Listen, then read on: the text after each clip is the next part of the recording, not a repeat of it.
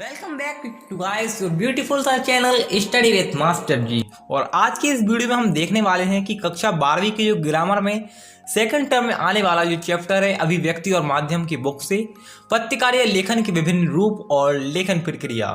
तो इस पूरे चैप्टर को हमने दो भागों में डिवाइड किया है और इस पार्ट में हम समझेंगे कि पत्रकारिता लेखन क्या है और उससे संबंधित चीज़ें देखेंगे और साथ ही साथ फीचर क्या है और फीचर कैसे लिखते हैं। तो यहाँ पर आपको बहुत बेहतरीन तरीके से यह सब चीज़ें समझ में आने वाली हैं। तो ज़्यादा वेट मत कीजिए और चैनल को सब्सक्राइब कर दीजिए। तो चलिए फिर शुरू करते हैं कि पत्रकारिता लेखन क्या है। तो पत्रकारिता लेखन को समझाने से पहले उसके थोड़ी बेसिक को देखते हैं। तो गाइस चलिए स्टार्ट करते हैं। पत्रकारिता लेखन की दुनिया में आने वाले हर व्यक्ति या हर नए लेखक की सबसे पहली कोशिश तो यह होनी चाहिए कि उसको समझ में आना चाहिए कि पत्रकारिता लेखन है क्या, समाज में उसकी भूमिका क्या है और उसको कैसे पूरा किया जा सकता है। तो गाइस समझते हैं कि समाचार पत्र में पत्रकारिता लेखन की क्या भूमिका होती है। देखिए, तो समाचार माध्यमों में काम करने वाले पत्रकार, जो लोग समाचार माध्यमों में काम करते हैं, उनका पहला उद्देश्य तो ये होता है कि अपने पाठकों तक या फिर श्रोताओं तक सूचनाएं पहुंचाएं। लेखन के विभिन्न रूपों का इस्तेमाल भी करते हैं कई लोग और इसे ही पत्रकारिता लेखन कहते हैं। पत्रकारिता या पत्रकारिता लेखन के अंतर्गत संपादकीय पत्रकार, समाचार, आलेख, रिपोर्ट, फीचर और स्तंभ, यानी एक अखबार में आप देखेंगे तो जितनी भी तरह की चीज़ें उसमें लिखी रहती हैं ना, कि आलेख लिख दिया, कहीं पर भी फीचर लिख दिया, कोई कार्टून बना के कोई शो कर दिया, तो वही सब पत्रकारिता लेखन के अंदर आता है। पत्रकारिता लेखन का समझना होगा कि उद्देश्य क्या होता है, क्यों लिखते हैं, पत्रकारिता लेखन का महत्व क्या है। तो गाइस, सूचना देना, शिक्षित करना तथा समाज में मनोरंजन आदि करवाना, समाज के लोगों को सूचना देना किसी विषय में या उनको किसी चीज़ के बारे में शिक्षित बनाना या फिर उनका मनोरंजन करवाना, यही सब उसका उद्देश्य होता है।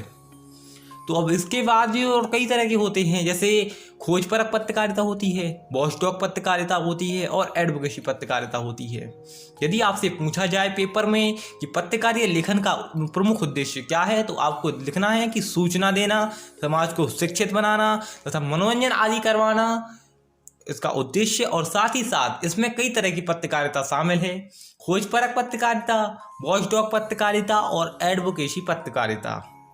और साथ ही साथ हमें इस बात का ध्यान रखना चाहिए कि पत्रकारिता लेखन का संबंध समसामयिक विषय, यानी प्रेजेंट टाइम में जो टॉपिक्स चल रहे हैं या जो ट्रेंडिंग में चल रहा है उसी पर लिखा जाना चाहिए और विचारों और घटनाओं से होता है। यानी पत्रकारिता लेखन का संबंध समसामयिक विषयों, विचारों और घटनाओं से है।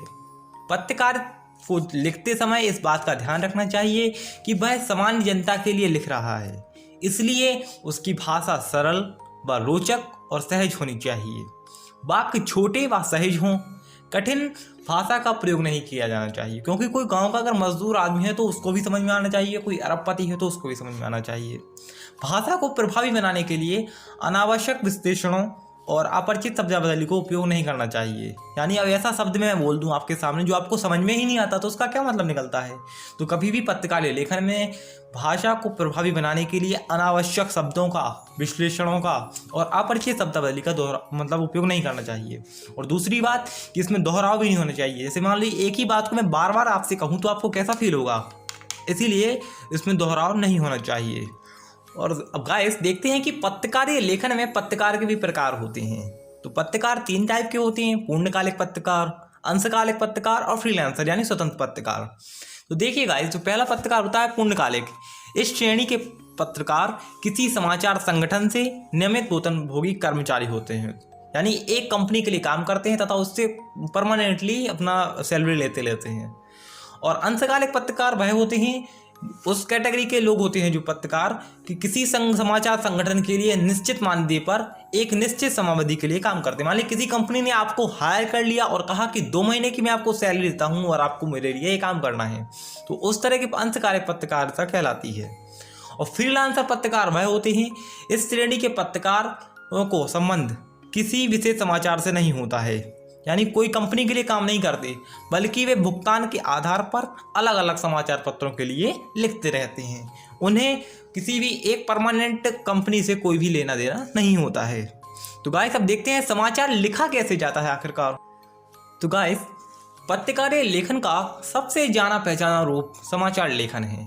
आमतौर पर समाचार पत्रों में पूर्णकालिक और अंशकालिक पत्रकार लिखते रहते हैं, जिन्हें संवाददाता या रिपोर्टर भी कहा जाता है।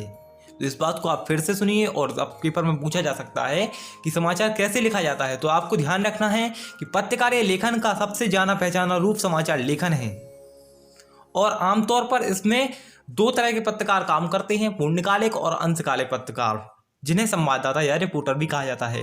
और फ्रीलांसर को इसलिए नहीं रखते क्योंकि भैया कंपनी तो परमानेंट चल नहीं है, पर फ्रीलांसर का क्या है, वो किसी और कंपनी के लिए काम करने लगेगा, इसलिए उसको यहाँ पर नहीं रखा जा सकता।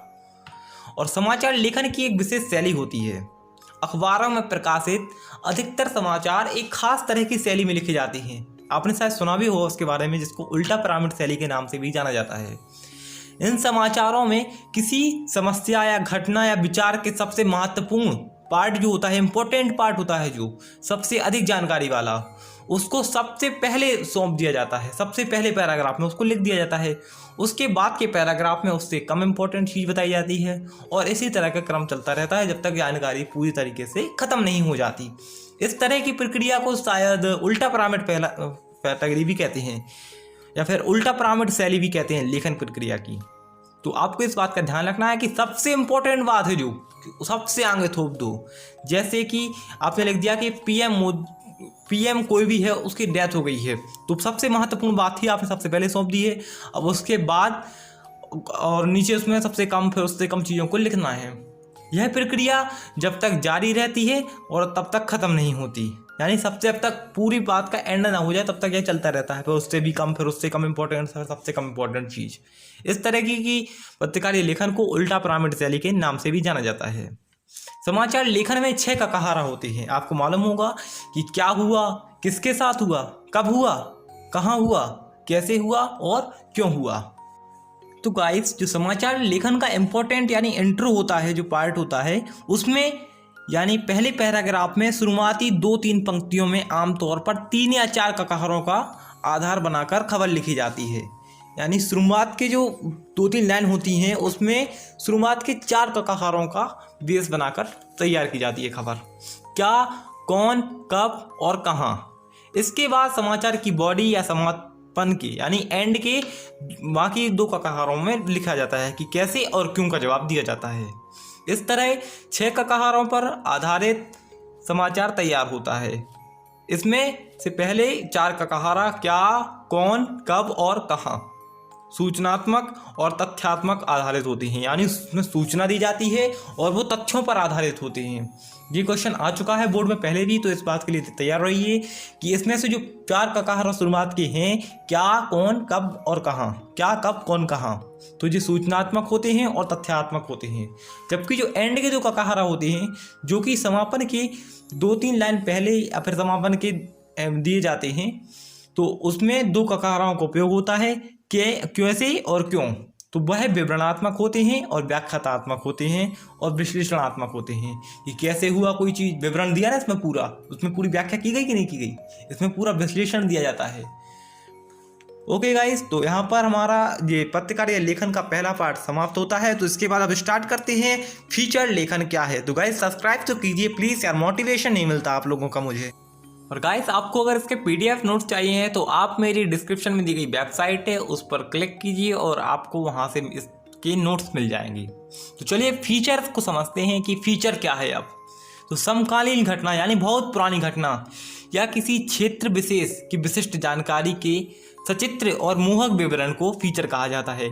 यानी आपको ऐसा विवरण देना है उस चीज़ का कि आदमी उस चीज़ की फोटो यानी पिक्चर अपने माइंड में क्रिएट कर ले, इस तरह का मोहक विवरण देना है। उस तरीके का विवरण जो दिया जाता है तो उसे ही अपन लोग क्या कहते हैं, फीचर कहते हैं। इसमें तथ्यों को मनोरंजक ढंग से प्रस्तुत किया जाता है, यानी इसमें तथ्य तो होते हैं पर उसमें थोड़ी ना एंटरटेनमेंट करके लोगों को दिखाया जाता है। इसके संवादों में गहराई होती है, यानी इसमें लोग जब पढ़ते हैं तो वो डूबते जाते हैं। इसमें फीचर में विस्तार की अपेक्षा होती है, यानी विस्तार इसमें किया जा सकता है। जैसे मान लीजिए अपन को जब न्यूज़ देनी होती है तो उसमें एक लिमिट होती है कि वर्ड की इतने 50 से 100 वर्ड में आपको लिखना है, बट इसमें 200 से 250 वर्ड तक लिखा जा सकता है। इसलिए इसे कहते हैं कि फीचर में विस्तार की अपेक्षा होती है, इसमें विस्तार किया जा सकता है। इसकी अपनी एक अलग शैली होती है, ये उल्टा पिरामिड शैली वाला नहीं है। फीचर में उल्टा पिरामिड शैली नहीं चलती है। और गाइस जो फीचर है वह एक ही टॉपिक पर कई सारे लोग लिखते हैं। जैसे एक ही विषय पर लिखा गया फीचर होता है तो उसको प्रस्तुत इस ढंग से किया जाता है कि उसमें विविधता आ जाती है। इसलिए विविधता के कारण अलग अलग अंदाज में प्रस्तुत किया जाता है, उसकी प्रस्तुति इस तरीके से दी जाती है। और फीचर में वैसे भी आपको मालूम ही होगा कि इसमें भूतकाल, वर्तमान काल और भविष्य काल तीनों का समावेश हो जाता है। इसमें तथ्य, कथन व कल्पना का भी उपयोग होता है, यानी आप अपनी कल्पना में भी इसमें जा सकते हैं और उसका भी उपयोग किया जा सकता है। फीचर में आप आंकड़ों का उपयोग कर सकते हैं, फोटोज़ का उपयोग कर सकते हैं, कार्टून लगा सकते हैं, नक्शे लगा सकते हैं। इससे वह आपका फीचर है वह बहुत ही ज़्यादा रोचक लगने लगेगा। तो आपको अब यहाँ पर बताते हैं कि फीचर में और समाचार में डिफरेंस क्या होता है गाइस।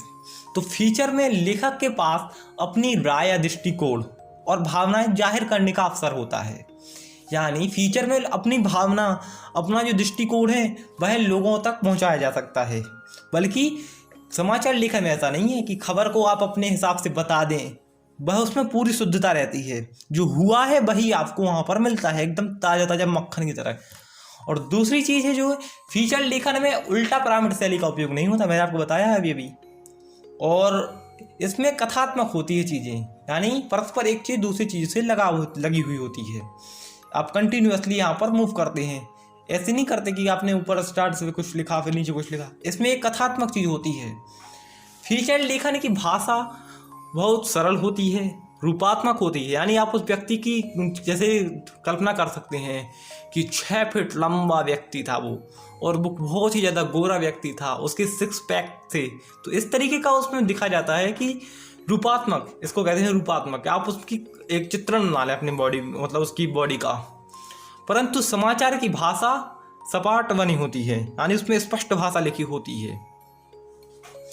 और फीचर में शब्दों की सीमा अधिकतम तय नहीं होती है, और ये आमतौर पर 200 से लेकर 250 शब्दों तक होते हैं जो फीचर होता है। जबकि समाचार लेखन में शब्दों की एक सीमा होती है। और वैसे भी आपको मालूम होगा कि फीचर का कुछ भी विषय हो सकता है। अब समाचार का भैया क्या विषय होगा, जो घटना घटी है वही तो विषय होगा, उसको आप कैसे डिज़ाइन कर सकते। तो आपको मैं बता दें कि फीचर के संबंधित मुख्य बातें क्या हैं। तो फीचर को सजीव बनाने के लिए उसमें उस विषय से जुड़े लोगों की मौजूदगी जरूरी होती है, यानी आपको लगे कि ये चीज़ रियल है तो उससे जुड़े लोगों की मौजूदगी वहाँ पर बहुत ज़रूरी होती है। जब आपको जाए वहाँ पर तो आपको वो चीज़ें मिल जाए। फीचर के तथ्य को पात्रों के माध्यम से बताना चाहिए। जो वहाँ पर आपने बताया है, जो आपने बात कही है, वह किसी पात्रों के माध्यम से हो। कहानी को बताने का अंदाज ऐसा हो कि पाठक को यह महसूस करे कि वह घटनाओं को खुद देख रहा है और सुन रहा है। यानी इस तरीके से आप उस चीज़ को लिखिए कि जब जो व्यक्ति पढ़े तो उसको ऐसा लगना चाहिए कि वह वहाँ पर खुद महसूस कर रहा है उस चीज़ को। फीचर मनोरंजक और सूचनात्मक होना चाहिए, मानी इंसान पढ़े तो मतलब पढ़ता ही जाए भैया, रुकेगा नहीं।